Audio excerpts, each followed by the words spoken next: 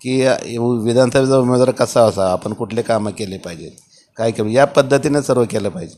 आणि आता काय होतं, बेस असा लावला जातो की याच्याकडे पैसा किती, याच्याकडे प्रॉपर्टी किती, त्याला उमेदवार दिले जाते. हा जो मुद्दा आहे हा लोकशाहीला मारक आहे की फायद्याचा आहे? मारकच आहे ना.